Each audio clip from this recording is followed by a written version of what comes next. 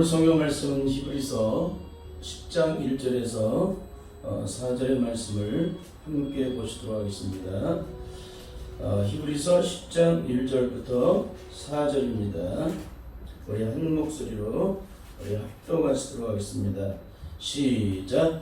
율법은 장차 오는 좋은 일의 그림자요 참 형상이 아니므로 해마다 늘 드리는 바와 같은 제사로는 나아오는 자들을 언제든지 온전케 할 수 없느니라. 그렇지 않으면 섬기는 자들이 단번에 정결케 되어 다시 죄를 깨닫는 일이 없으리니 어찌 드리는 일을 그치지 아니하였으리요. 그러나 이 제사들은 해마다 죄를 생각하는 것이 있나니 이는 황소와 염소의 피가 능히 죄를 없이 하지 못함이라. 아멘. 아멘. 오늘은 지난 시간에 의해서 약속의 성령으로 인침받지 못한 구원은 다 순간적인 구원입니다. 이 말은 영원한 구원이 되지 못한다는 거예요. 영원한 구원이 되지 못한다. 이 말씀은 지난주에 나눴던 말씀과 같이 성령의 세례가 아닌 예수님께서 불과 성령으로 베풀어주시는 오순절에 임하신 성령의 세례가 아닌 요한의 회개 물세례로 구원받은 자들은 다 목마른 구원을 받은 자들이라는 거예요. 여러분, 목마른 구원을 받은 자들은 천국 들어갈 수 있을까요? 못 들어갈까요? 못 들어가요. 목마른 구원이에요. 그 순간뿐인 거예요. 우리의 영혼을 보장할 수가 없다는 것입니다. 그 이유는 이스라엘 백성들이 매년마다 염소와 송아지의 피로 대신해서 구원을 받았던 목마른 구원처럼 요한이 베푸는 회개 물세례는 바로 회개를 시키기 위해서 베푸는 순간적인 구원일 뿐이지 주님이 베풀어주시는 완전한 구원, 즉 영원한 구원이 될 수 없다는 거예요. 이걸 반드시 영적으로 깨달아야 돼요. 이미 성경에서 증거하고 있는 것이니까 어리석은 말이라 생각을 해서는 안 돼요. 왜? 주님이 베풀어주신 성령의 세례를 받아야죠. 그분이 나의 구원자니 요한이 나의 구원자가 아니에요. 그분이 나의 영원한 생명이 되시지 요한이 영원한 생명이 되는 게 아니에요. 그분이 하나님이시지 요한이 하나님이 아닌 거예요. 그러니까 우리는 어떻게 돼요? 철저하게 예수님께서 베푸시는 성령의 불세례를 죽기 살기로 받기 위해서 몸부림쳐야 되고, 또한 죽기 살기로 그분만을 의지하는 삶을 살아가야 될 줄 믿습니다. 그래야 악한 마귀가 지배하는 세상 속에서 영적으로 승리하는 거예요. 여러분, 학문과 지식으로 어떻게 영적으로 승리를 해요? 악한 마귀 세력을 어떻게 물리쳐요? 성령의 권능을 받아야 악한 마귀 세력을 물리치지. 여러분, 그렇습니다. 악한 마귀를 물리칠 수 있는 자기를 가진 사람 누구예요? 성령으로 구원받은 주의자들만 악한 마귀 세력을 물리칠 수가 있는 거예요. 근데 우리는 성경 66권을 다 외우고 딸딸딸 외우고 그걸 깨달으면 그것이 나를 구원해주고 나의 능력이 되어주고 악한 마귀를 물리쳐주고 승리를 이룬다고 착각을 해요. 그러니까 이단들이 생기는 거예요. 구원파들이 생기고 신천지가 생기는 겁니다. 한국교회가 정신을 차려야 돼요. 그러니까 그런 의미에서 오늘 소개될 분은 한국교회에 통용적으로 가르치고 인정되고 있는 목마른 구원을 받은 자들에게 죽음이라는 고통의 형벌이 찾아오게 될 때 어떤 일이 영적으로 일어나게 되는지를 한 권사님의 간증을 통해서 그 내용을 확인하도록 하겠습니다. 그러게도 모든 사람들이 칭찬받을 만큼 인정받고 대단하다고 여긴 믿음, 그러게도 말씀을 통하여 믿음으로 확증을 하고 마음과 생각 속에 온전히 채워줌으로 이 세상 그 어떤 세력이 공격을 해와도 전혀 흔들릴 수 없다라고 확고한 구원의 확증을 가진 분들이 죽음이라는 고통의 형벌이 찾아오게 될 때 어떤 실체를 드러나게 되는가, 참 기가 막힌 거예요. 오늘 소개되고 있는 이 권사님은 우리와 똑같은 과정을 거쳐서 결국에는 실패를 하고 다시 주님 앞에 엎드려서 진정한 생명의 구원을 얻은 자의 그 영적인 승리를 이룬 분이기 때문에 오늘 이분을 소개하는 것입니다. 육체의 질병으로 인해 찾아온 죽음에 대한 공포와 두려움 때문에 견딜 수 없었던 그분이 주님 십자가 앞에 엎드려 9개월 동안 몸을 힘주며 통곡하며 기도하던 중 자신의 심령 속에 하나님의 의가 온전히 이루어지는 놀라운 구원의 참된 영광을 경험한 후에 그 구원이 임하면 어떤 영적인 역사와 변화가 일어나는지를 아주 적나라하게 일일이 증거해주고 있다는 거예요. 그러니 부디 겸손한 심정으로 이 말씀을 듣고 내가 받았던 구원은 과연 진짜인지 가짜인지를 오늘 이번의 간증을 통해서 반드시 확증할 수 있기를 바랍니다. 오늘 소개될 분은 처녀 시절에 마음에 짓눌려서 여러 가지 문제들과 하던 일들이 잘 안 되어서 몹시 방황하며 괴로워하던 중에 어느 수요일 저녁에 우연히 길을 가다가 빨간 십자가의 불빛이 들어오는데 혹시 저곳에 가면 내 마음을 좀 쉴 수 있지 않을까. 너무 지쳐있기 때문에, 너무 고통스러운 가운데 있기 때문에 그런 생각이 들어서 처음 교회의 발걸음을 옮기게 되었답니다. 몇 명 안 되는 교인들이 목사님의 설교를 듣고 있었는데 목사님의 얼굴이 얼마나 온화하고 따뜻한지 자신도 모르게 마음이 끌려서 그 교회에 출석을 하게 되었고 그날 이후 반갑게 맞이하는 교인들로 인해서 금방 정이 들게 되고 나름대로 많은 시간 속에 하나님의 말씀을 통해서 위로를 받게 되었답니다. 시간이 지나다 학습을 받게 되고 세례도 받게 되고 정식 교인이 되었답니다. 그때 마침 10여 년간 괴롭혔던 축농증이 하루아침에 낫게 되자 하나님께서 정말 자신을 무척이나 사랑하시는 거라는 그런 생각이 들더랍니다. 모든 게 다 감사였고 그날 이후 단 하루라도 교회 나가지 않으면 안 될 정도로 교회 봉사에 오래를 하게 되고 급기야는 신학 공부를 하며 생명이 닿은 날까지 주님의 영광을 위해서 봉사를 하라는 그런 서원기도까지 드리게 되었답니다. 하나님의 은혜가 채워지자 남을 미워하던 그 마음들, 시기하던 그 마음들, 세상에 대한 욕심, 욕망 등이 점점 마음에서 줄어들게 되었고 세상 친구들과 자연히 멀어지게 되었답니다. 그리고 청년회, 주일학교, 성가대, 구역건설 등 열심히 헌신봉사하게 되었답니다. 그런데 구원에 대해서는 어떤 누구도 인간의 근본적인 죄가 어떻게 해결되는 데에서 구체적으로 가르쳐주는 사람이 단 한 사람도 없었기 때문에 이건 참 기가 막힌 얘기하는 거예요. 지금 한국교회 전부가 다 이렇죠.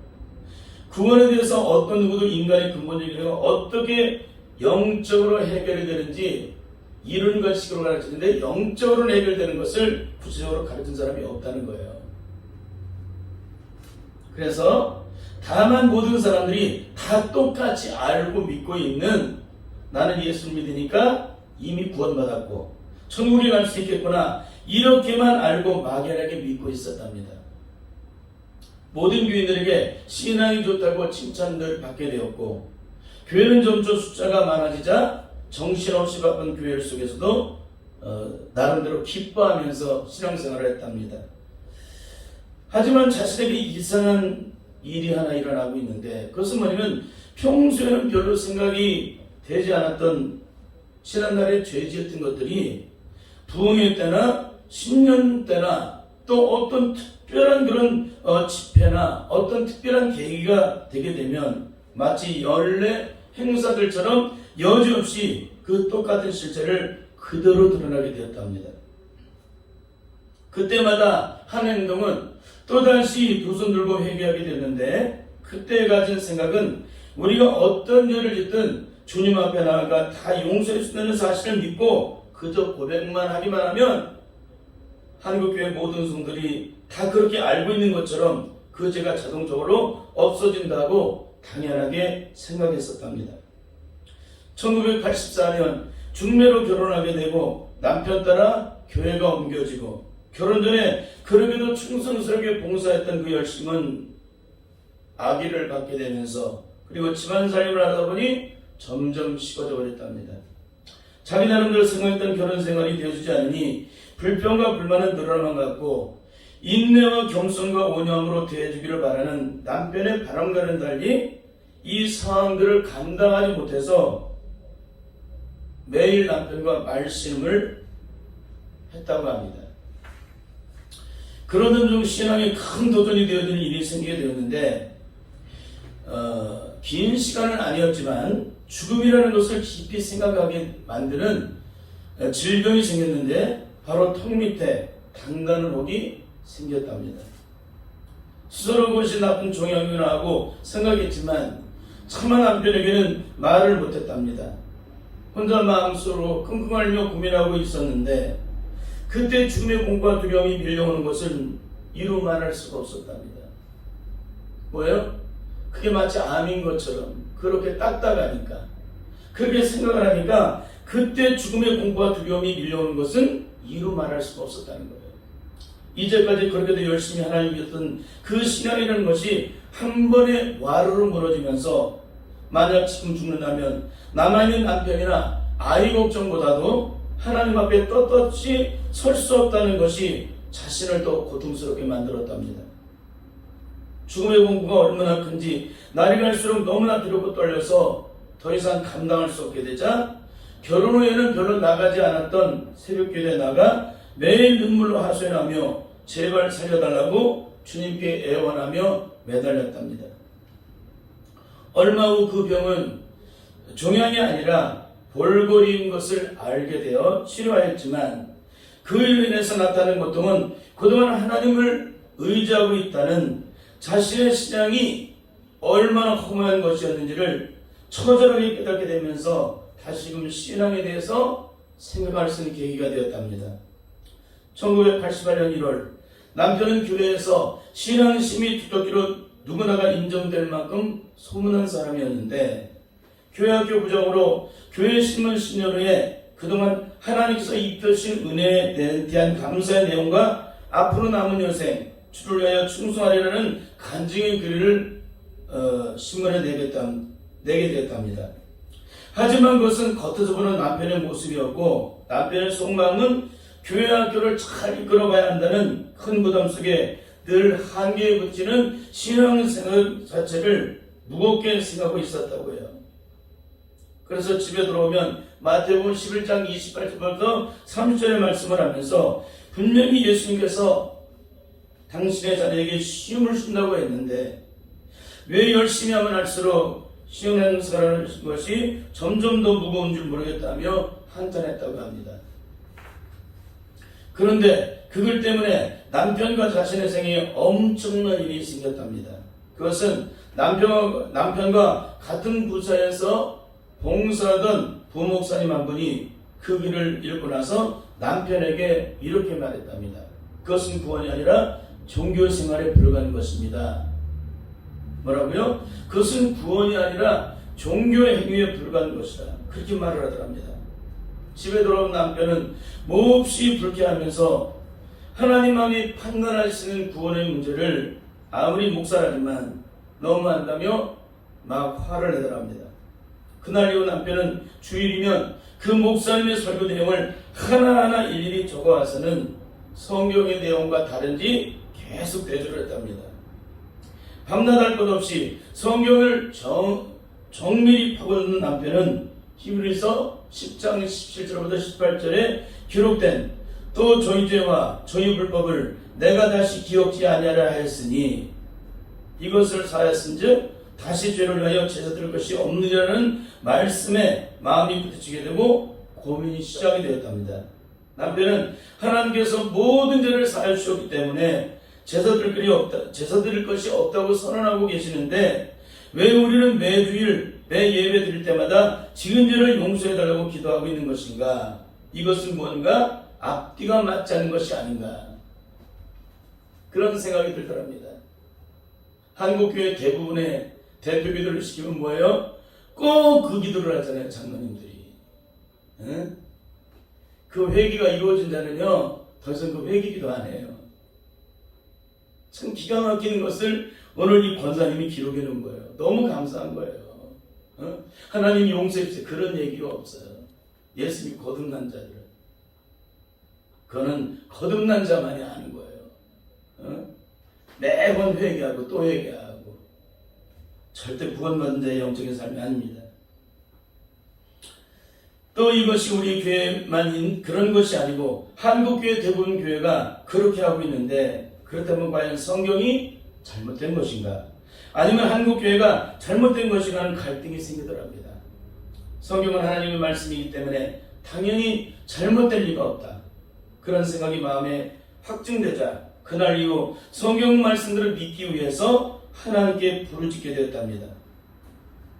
그 이유는 하나님께서 아무리 성경에서 모든 죄를 사하셨다고 할지라도 실제 본인의 마음의 실체는 여전히 깨끗하지 않을 채 끝없는 갈등이 그 속에 일어나고 있었기 때문에 그런 거예요. 너무너무 고마워요, 저는 이분들이. 내 안에서 죄에 대해서 갈등이 없었던 사람은 절대 구원받은 사람이 아니에요. 내가 죄에서 끝없는 갈등이 일어난 것만큼, 그 죄 때문에 고통받던 것만큼 구원의 능력은 나타나게 돼 있어요. 근데 이런 거 전혀 모르고 예수 믿으니까 구원받았다, 이런 사람은 다 구원받은 사람이 아니에요. 십자가에서 내 죄를 도말시켰다면 내가 내 마음을 볼 때는 반드시 깨끗하게 보여야지 왜 그러지 못한 건가? 그래요. 십자가에서 내 죄를 도말시켰다면 내가 내 마음을 볼 때도 똑같이 느껴져야 되는 거예요. 주님께서 베푸신 구원은 추상적인 것이 아니에요. 이론적인 것이 아니에요. 영적으로 확증되는 거예요. 그러니까 내가 구원받았다는 것을 내가 알아요. 그리고 내 안에 계신 성령님이 내가 구원을 받았다는 것을, 내가 하나님의 자녀된 것을 찬송가 183장에 보면 나 속정을 받은 후에 가사에 나와 있잖아요. 기가 막힌 거예요. 그런데도 내 안에서 내가 하나님이라는 것을 성령님께서 증거하시지 않고 있다면 이건 다 가짜라는 얘기예요. 제가 얘기한 것은 이론가치가 아닙니다. 다 영적인 얘기를 하는 거예요. 이론가치 기초 위에 영적인 얘기를 하는 거예요. 그냥 무조건 영적인 얘기를 하는 게 아니라, 저도 초등학교 1학년 때부터 예수를 믿어왔습니다. 중학교 2학년 때 성령을 받고 그 수많은 세월 교회를 빠진 적이 거의 없어요. 특별한 일을 제외하고는. 그럼 얼마나 많은 말씀을 들었겠어요. 똑같은 과정을 거치며 온 거예요. 똑같은 신앙생활을 한 거예요. 그런데 다른 것이 있다면 오순절이 임하신 성령의 불세례를 사모하라고 했기 때문에, 그 약속을 받기 전까지 예루살렘을 떠나지 말라고 했기 때문에, 그 성령을 받지 않으면 나가는 순간부터 마귀가 의도 터지고 끝없는 멸망의 고통을 당할 것을 주님이 말씀하셨기 때문에 그 성령을 사모하고 성령을 받은 거, 그것이 다른 거예요. 어떻게 다를 게 어디 있겠어요? 똑같지. 우리와 성령이 같은 엘리야의 기도가 어떤 능력이 있어요? 하나님을 대면하는 사람이기 때문에 그 기도의 능력이 있죠. 바알 선지자의 기도는 어때요? 하나님을 대면하지 못하는 육신의 사람이기 때문에 아침부터 저녁까지 바알을 외쳐도 바알은 응답하지 않아요. 이게 다른 겁니다. 십자가에서 내 죄를 도말시키셨다면 내가 내 마음을 볼 때도 반드시 깨끗하게 보여야지 왜 그렇지 못한 건가? 그 처절한 심정을 가지고 남편은 그날 이후 마치 야곱이 형 에사가 무서워서 야복강가에서 하나님의 도움을 입고자 하나님과 단둘이 씨름한 것 같이 그렇게 내적으로 하나님 앞에 나가 끊임없이 씨름을 하게 되었답니다. 남편은 그 의가 내게 온전히 이루어지기를 사모하며 하나님께 부르짖던 그때의 심정을 이렇게 말을 했어요. 마치 아무것도 없는 망망대해를 항해하는 것과 같았다. 마치 물 한 방울 풀 한 폭이 나오지 않는 끝없는 사막을 지난 것과 같았다. 그렇게 얘기를 하더래요. 왜? 이 기도가 언제 끝이 날지, 언제 그 기도가 응답이 되어서 내 안에 그 의가 이루어질지 그건 아무도 모르기 때문에 그런 거예요. 그러니까 너무나도 답답한 가운데 있었기 때문에 눈만 뜨면 그 생각으로 온통 마음이 사로잡혀 있었는데, 예수를 인격적으로 만나고 진정한 구원을 받은 후에 그때의 고통을 간증하더랍니다. 결국 매일매일 순간 주님의 십자가 앞에서 자신의 속사람의 문제를 놓고 처절한 내적 치름이 시작된 지 5개월 만인 1988년 5월 27일 오후 3시경 자기 자신이 있는지 없는지조차 모를 정도로 마음이 가라앉으며 철저하게 포기되어주는 순간, 남편은 주님으로부터 마음이 깨끗하게 씻김을 받는 놀라운 일이 일어나게 되었답니다. 남편 간증에 의하면 왼쪽으로부터 오른쪽으로 빛이 순간 임하더니 동시에 마음속에 있던 온갖 무건증들이 흰눈과 같이 양의 털과 같이 깨끗하게 씻겨지게 되는데 이것이 바로 제사함이요 구원이요 성령이 임하신 능력의 역사라는 것을 그 순간 알게 되었답니다. 구원은 아는 거예요. 본인이 제사함의 은총을 입었냐 입지 않냐 본인이 알아요.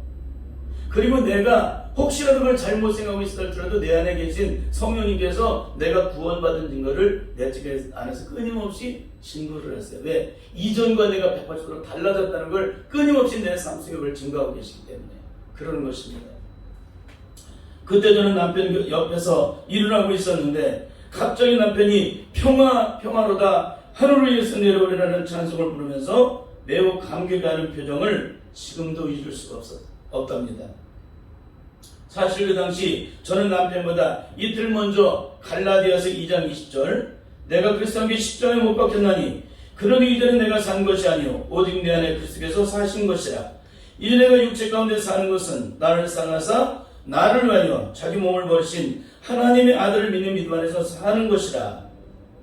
이 말씀으로 구원받았다고 기뻐하고 있던 터라 그날 우리 부부는 마음이 들뜨고 매우 흥분된 하루였다고 합니다. 하지만 얼마 못 되어서 남편 마음과 자기의 마음의 흐름이 영적으로 전혀 다르다는 것을 알게 되었답니다. 그 이유는 자신이 받았던 구원의 삶과 남편이 받았던 구원의 삶은 180도로 철저하게 달랐기 때문에 그런 것입니다.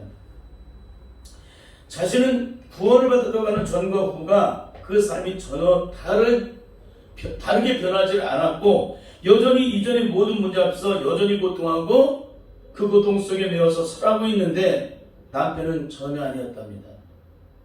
이전에 그렇게 목숨 걸고 싸우고 붙잡고 어떤 문제라도 제대로 지나가지 못했던 그 사람이 모든 것들이 다 완전히 다 이전과 달라지게 되는데 그러고도 목숨 걸고 붙잡았던 것들이 다 사라져버리고 주님께 무엇을 잘 해보려고 노력하는 것이 아니라 늘 쉼과 평안함이 목말하지 않는 어떤 알 수 없는 능력이 남편을 사로잡고 있다는 것을 늘 곁에서 그것을 느낄 수가 있었답니다.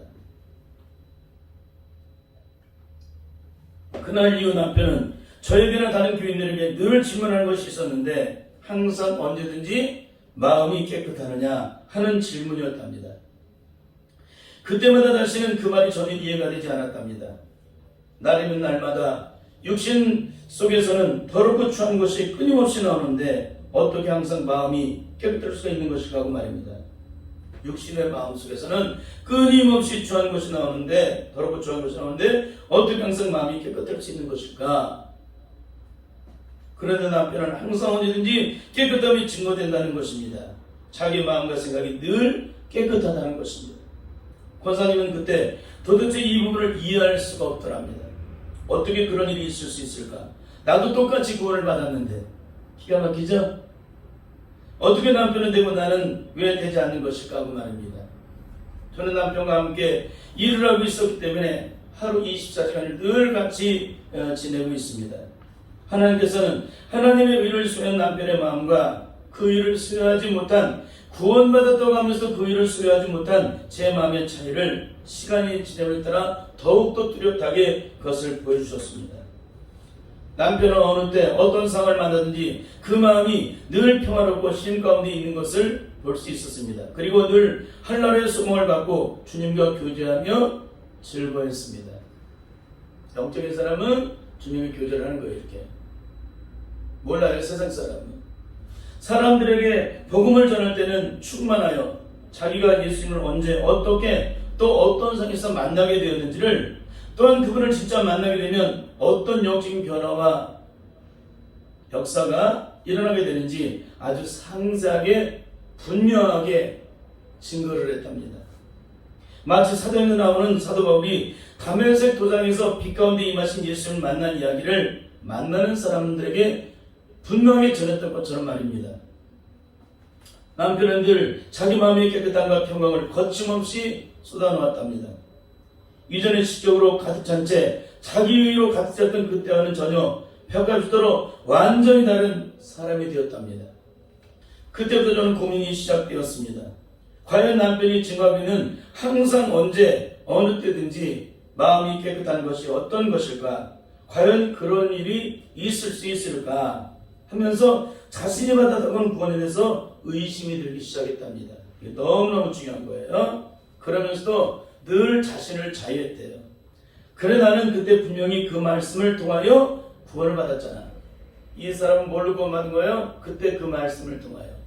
누가 받은 거예요? 내가 받은 거죠. 누가 왜 그 확증했어요? 주님이 확증 안 하면 마귀가 확증하는 거예요. 그렇다면 내가 지금 사단에게 속아서 내가 받은 구원을 의심하고 있는 거야? 하며 애써 부인하며 스스로를 위로해 보았지만 결국 그런 마음은 잠시 잠깐뿐이었고 항상 마음속에서 증거된다고 하는 그 하나님의 의를 상한 마음만이 점점 커져만 갔습니다.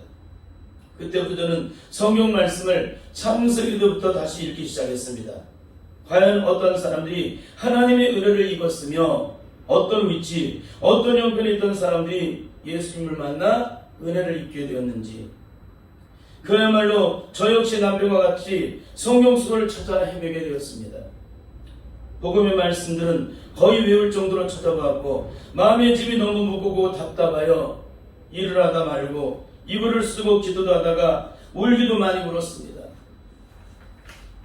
하나님께서는 깊이 잠들지 않는 이상은 새벽부터 밤중까지 온통 자신의 마음과 생각을 하나님의 의를 애타게 삼는 그런 마음으로 몰아가셨는데, 부엌에서 밥을 할 때도, 빨래를 할 때도, 잠자리에 누웠을 때에도, 일을 할 때에도, 길을 걸어갈 때에도, 교회에서 봉사를 할 때도, 심지어 꿈속에서도 온통 그 생각에 사로잡혔답니다. 이 고민에서 벗어나고 싶은 것만큼 고통 속에 매인 채 조금 더 벗어나지 못하는 가운데서도 흰눈같이 양털과 같이 내 마음을 깨끗하게 써주기를 그렇게도 부르짖고 또 부르짖었답니다. 그토록 애타게 의해지고 몰아던 어느 날부터인가 자신이 포기가 되어지기 시작하더랍니다. 하나님께서 억제하게 하시면 저로서는 도저히 어떻게 할 수 없다라는 마음이 들더랍니다. 그러면서도 그 일을 삼하는 마음은 잠시도 권사님의 마음을 떠나지 않았다고 합니다. 그렇게 9개월을 날마다 온통 하나님의 의가 자신 안에 온전히 이루어지기를 위해서 그러게도 발버둥을 치며 몸부림치며 기도하던 중 1990년 3월 15일 새벽 5시경이 되었을 때 전날 밤에도 진정한 하나님의 의의 구원에 대해 고민을 하며 늦게까지 성경을 읽다가 잠이 들게 되었는데 새벽 일찍 저절로 깨어졌더랍니다. 갑자기 마태복음 3장 15절의 말씀이 떠올랐답니다. 우리가 이와 같이 모든 의를 이루는 것이 합당하니라. 이 구절은 평소에도 늘 외우고 있던 말씀인데 그날따라 마음이 이루 말할 수 없이 더욱더 참담해지고 답답해지더랍니다. 그리고 바로 누웠던 몸을 왼쪽으로 뒤척였답니다. 그런데 그 순간 이게 웬일입니까? 제 마음의 빛이 순간적으로 비춰졌습니다. 정말 순식간에 빛이 임하셨습니다. 마치 글씨를 써놓은 모래사장에 물이 밀려 들어와서 깨끗하게 글씨를 지워버리듯이 그야말로 이사야 44장 2절 22절 말씀처럼 빽빽한 구름이 사라진 것 같이 아침 안개에 사라진 것 같이 빛이 권사님의 마음에 모든 어둠을 몰아내셨다는 것입니다. 그리고 하나님께서 권사님의 마음을 깨끗하게 씻은 것을 마음의 눈으로 직접 볼 수 있게 하셨다는 것입니다. 정말 그렇게도 무겁게 짓눌렀던 그 모든 것들이 송두리째 온데간데 없이 어디론가 사라져버렸고 마음은 이루 말할 수 없이 깨끗하고 평안해졌답니다. 사도행전 3장 19절에 베드로가 그러나 너희가 회개하고 돌이켜 너희 죄 없이 함을 받으라. 이같이 하면 유쾌한 날이 주 앞으로부터 이를 것이요 하고 외쳤던 그 말씀이 제 마음 안에서 그대로 이루어진 것입니다. 저는 육신의 눈으로 보이는 것은 아니지만 저 자신도 모르게 고개를 하고 가슴 위로 쳐다보게 되었답니다. 너무나도 신기하게 모든 죄가 그 무거웠던 바위 덩어리 같던 그 모든 것들이 순식간에 사라져버리고 그렇게 바르고 바르던 하나님의 의가 자신에게 임하셨답니다. 그 즉시 제사함을 받는 순간 구원이 임하고 성령이 임하셨다는 것입니다. 너무나 깜짝 놀라서 숨을 죽이고 마음속에서 일어나는 이 광경을 지켜보게 되었는데 마치 모세가 시내산에서 가시떨기 나무에 불이 붙었으나 타지 않는 것을 보고 더 자세히 보려고 옆에 있는 남편에게 말도 못한 채 숨을 죽이며 다가가는 것처럼 참으로 귀한 일이 자신에게도 일어났다는 것입니다. 더욱 놀라운 것은 그날 이후부터였답니다. 권사님의 마음에 임한 하나님의 신기한 능력이 바로 성령의 능력이 자신을 이끌고 하는 것을 보게 되었답니다. 그전에는 그런 걸 몰랐죠. 예수 믿고 거듭났다고 갈라디아서 2장 20절을 통해서 구원받았다고 그렇게 기뻐하고 춤을 추고 그랬는데 자신에게 그 성령께서 친히 주장하시고 이끌고 역사하심을 볼 수가 없었는데 이렇게 9개월 동안 주님 앞에 몸부림치고 발버둥을 치고 하나님의 의에 목마른 자로서 주님 앞에 몸부림을 칠 때 이런 놀라운 구원이 임하게 되고 그 구원이 임하게 되자 성령의 능력이 권사님을 끌고 가신 것을 보게 됐다는 거예요. 전에는 하나님 앞에서 늘 부족하고 연약하고 허물투성이만 보였던 권사님의 마음이 행동이나 행위로는 전혀 상관없이 언제 어느 때든지 항상 깨끗했다는 거예요. 그게 느껴진다는 거예요. 자신 안에 죄가 숨겨있지 않다는 것은. 그리고 하나님 앞에서 당당한 자기 자신을 보게 되는데 정말 신기한 능력이 아닐 수가 없었답니다. 제3을 진짜 받기 직전까지 있었던 무거운 죄지만 없어진 것이 아니라 그 후에 육신에서 나오는 그 어떤 어물도 그 어떤 선한 모양도 자신의 마음을 어찌하지 못하더라는 거예요. 정말 열심히 십자가를 못 박여 죽은 자는 성령님께서 나를 통치하시고 다스려주기 때문에 이전에 죄였던 저주의식을 우리를 주장할 수 없게 된다는 거예요. 옛사람의 죄 습관들이. 그게 십자가를 못 박여 죽은 자들이에요. 요한복음 4장 14절에 내가 주는 물을 먹는 자는 영원히 목마르지 아니하리니 나의 주는 물은 그 속에서 영생하도록 솟아나는 샘물이 되리라고 하신 예수님의 말씀이 그대로 응해진 것인데 의에 대한 목마름이 단번에 구원에 대한 의의 목마름이 단번에 영원히 없어졌다는 거예요. 다시는 구원에 목마르지 않는다. 이 구원받는다는 거예요. 다시는 구원에 목마르지 않아요. 근데 왜 구원에 목말라요? 구원을 그렇게 받았더니 왜 구원에 목말라요? 그럼 구원받지 못해서 그런 거예요. 구원에 대해서 반드시 이 목마름을 해결받는 자들은, 구원받은 자들은 더 이상 목마르지 않다는 거예요. 그날 이후 전능하신 하나님께서는 세법, 즉 성령의 생명의 세법을 권사님의 마음속에 두고 항상 언제든지 권사님의 마음을 볼 때마다 그 심령이 깨끗해지므로 하나님의 의가 보이게 하셨는데 그 일이 너무나 고마워서 주님께 늘 감사드리지 않을 수가 없었다는 거예요. 이 한국교회 전도하는 모든 내용이 지금 얼마나 어리석은 건지 몰라요. 예수 믿으세요. 우리 교회 가면 좋은 일 많이 일어나요. 축복받아요. 우리 목사님 설교 들으시면 이 땅에서 가장 행복한 삶을 살게 돼요. 주님의 십자가를 증거하는 것이 아니라 어떤 걸 증거해요? 십자가가 아니라 그 십자가의 외적인 다른 것들, 그런 것들을 증거하잖아요. 그때부터 전도하는 내용이 달라졌는데 그전에는 성경 말씀에 당신의 죄를 예수님이 십자가에서 피 흘려 없애놓으셔서 당신의 죄는 이미 용서되었어요. 이 사실을 받아들이기만 하세요. 그러면 구원이 이루어진다라고 전했는데 그날 이후로는 주 예수 믿고 그분께 구하십시오. 그분께 부르짖으십시오. 당신도 저처럼 예수님께로부터 당신 마음에 있는 모든 죄를 깨끗하게 씻음받고 성령을 선물로 받게 될 것입니다. 왜냐하면 그분께서 십자가에서 당신 때문에 권한 받으시고 부활하셨기 때문에 당신을 깨끗해 주실 권한을 하나님께로부터 얻으셨기 때문이거든요. 이렇게라고 바뀌었다는 거예요. 이 글을 읽고 계신 분에게도 분명히 말씀드리다마는 마음의 무거운 짐을 가지고 고민하며 하나님 앞에 떳떳하게 설 자신이 없으시다면 주 예수님께 구하십시오. 그리고 부르짖으십시오. 언제까지? 그분이 당신의 마음을 흰 눈과 같이 양털과 같이 단번에 영원히 깨끗하고 온전하게 해주실 때까지 말입니다. 그분은 분명 살아계시기 때문에 능히 해주시는 분이시거든요.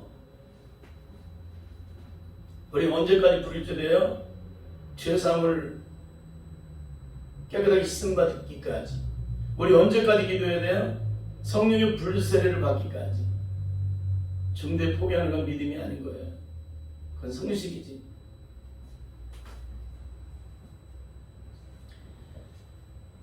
저를 알고 있는 많은 사람들이 이 사실을 믿지 않았습니다.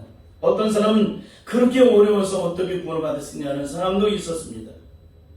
마치 제자들이 마태복음 19장 25절에 제자들이 그 심히 놀라 가로되 그런 중 누가 구원을 얻을 수 있으리까 한 것처럼 말입니다. 그도 그럴 것이 마음에서 일어난 일을 어떤 수로 곁에서 알 수가 있겠습니까? 믿지 않는 것이 어쩌면 당연할지도 모르겠습니다. 너무 많은 사람은 이 비밀을 모르고 있습니다. 그저 예수님만 믿게 되면, 믿는다고 하면 십자가에서 죄가 없으신 것을 믿고 받아들이기만 하면 구원을 받은 줄로 알고 있는데, 이것은 사단이 쳐놓은 함정에 불과한 것인지를 철저하게 알게 됐다는 것입니다. 정말 그 마음에 영원한 의가 없어서 구원자 예수님을 기다리는 사람이라면 그분이 친히 오셔서 성령으로 그 마음에 있는 모든 죄를 없애주시고 하나님의 자녀가 되었다는 것을 보증으로 성령께서 인을 쳐주시는데, 이 사실을 정말 너무나 많은 사람들이 모르고 있다는 거예요. 성경을 그렇게 읽고 성경을 그렇게 많이 배우고 그렇게 말씀을 많이 들었음에도 그 능력을 증거하는 분들이, 가르쳐주는 분들이 없었기 때문이라는 거예요. 이것이 바로 하나님의 은혜로 죄에서 구원을 받아 영원한 천국 백성이 되는 것입니다. 만일 오늘 이 간증을 듣고 계신 분들 중에 마음에 있는 모든 죄들을 단번에 영원하신 하나님께서 온전하게 친히 지어주셨다는 사실이 과연 있는지를 살펴봐야 한다는 거예요. 그런 사실이 만일 없다면 그 사람은 구원받은 하나님의 자녀가 아니라는 것입니다. 교회 다니니까, 세례를 받고 직분을 받아 교회에서 봉사하니까, 모든 죄를 씻어주신 예수님의 피를 믿으니까 그것이 마치 구원받은 것처럼 믿고 있지만 그것은 절대 구원받은 것이 아니라는 거예요. 왜 그럴까요? 오늘 본문의 말씀이 그대로 있잖아요. 구원에서 끊임없이 목말라 하는 것, 이전에 회개했던 죄를 마치 연례 행사처럼 성탄절이 되면, 부흥집회가 되면, 어떤 특별한 그런 일들이 있을 때 그 죄가 또 다시 생각나는 사람은 그 죄를 씻음받은 사람이 아니에요. 주님의 십자가로부터 구원의 생명을 얻는다는 그 죄를 더 회개할 필요가 없어요. 그리고 그 죄 때문에 두려워할 필요가 없다는 거예요. 만일 두려워하고 있다면 이 사람은 구원받은 자가 아니라는 것입니다. 왜 그럴까요? 오늘 말씀이 이것을 증거해주고 있잖아요. 함께 읽고 이 시간을 마치겠습니다. 이것은 구원받은 후 마음의 여름과 구원받은 뒤에 작아진다는 영적 기준이에요. 함께 읽고 마치겠습니다. 시작. 율법은 장차 오는 좋은 일의 그림자요 참 형상이 아니므로 해마다 늘 드리는 바 같은 제사로는 나오는 자들을 언제든지 온전케 할 수 없느니라. 그렇지 않으면 섬기는 자들이 단번에 정결되어 다시 죄를 깨닫는 일이 없으리니 어찌 드리는 일을 그치지 아니하였으리요. 그러나 이 제사들은 해마다 죄를 생각하게 하는 것이 있나니 이는 황소와 염소의 피가 능히 죄를 없이 하지 못함이라. 주님께로부터 제사의 요청을 분명히 받아 하나님의 의의 자녀가 되었다면 더 이상 이런 기도가 필요 없다는 거예요. 이런 회개 기도가 필요 없다는 거예요. 주님의 구원은 완전한 구원이기 때문에